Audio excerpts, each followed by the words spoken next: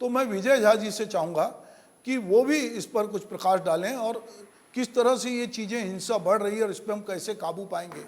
धन्यवाद सुभाष भैया, बहुत ही ज्वलंत समस्या और बहुत ही तात्कालिक घटनाओं को आपने इस विषय में शामिल किया है। निसंदेह हमारे वकील साहब बोल रहे थे, कानून का साथ लेना चाहिए, कानून को हाथ में नहीं लेना चाहिए। लोग बोलते हैं हमको क्या करना है, घटना हो गया।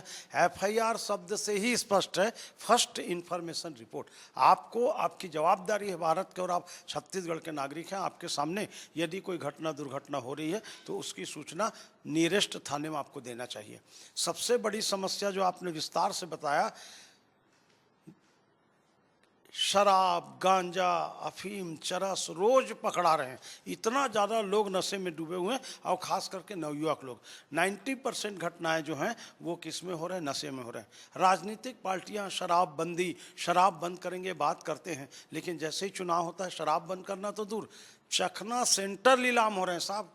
चखना सेंटर में एसी बना करके नीलाम किया जा रहा है और जिला प्रशासन कर रहा है। ऐसी स्थिति में हम कानून व्यवस्था की स्थिति, एक जमाने में था किसी के घर में सामान्य एक पुलिस वाला आ जाता था तो मोहल्ले में हल्ला हो जाता था, भले निमंत्रण कार्ड देने आया, पुलिस आया है। आजकल न पुलिस से डर है न ही न्यायालय से डर है। आप देखिए सूरजपुर का जो घटना, वो पुलिस वाले के घर में, और सवाल इस बात का है कि एक दिन का घटना नहीं है, पहले से लगातार उसके साथ टॉर्चर कर रहे थे, लड़ाई हो रहा था। पहले यदि उसको पुलिस प्रशासन ध्यान देती शायद ये घटनाएं नहीं होती।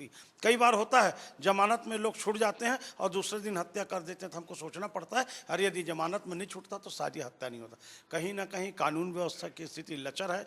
कानून व्यवस्था को चलाने वालों के ऊपर भी एक प्रेशर है। दो प्रकार के कानून हो गए हैं, वीआईपी लोगों के लिए अलग कानून है, सामान्य कानून अलग है। तो कहीं ना कहीं ये भी राजनीतिक संरक्षण की जो बातें होती है। हम आज इस छत्तीसगढ़ की बात करें, हमारे एक विधायक ईश्वर साहू जी, उनको केवल इसलिए टिकट मिला था कि उनके लड़के की हत्या हो गई और वो पूरा साहू समाज में माहौल बना, बाद में उनको टिकट दिया गया। आज उनका ही लड़का गुंडागर्दी कर रहा है, उनका ही लड़का फिर मारपीट कर रहा है। तो कहीं ना कहीं ऐसा लगता है कि तात्कालिक भावनात्मक निर्णय लेने से भी कहीं ना कहीं हमको क्षति हो रही है। कुल मिलाकर इस पर नियंत्रण बहुत जरूरी है, और ख़ास करके नवयुवक मोबाइल, जैसा आपने कहा मिश्रा जी, मोबाइल से तो 24 घंटा पूरे बर्बाद हो जा रहे हैं बच्चे।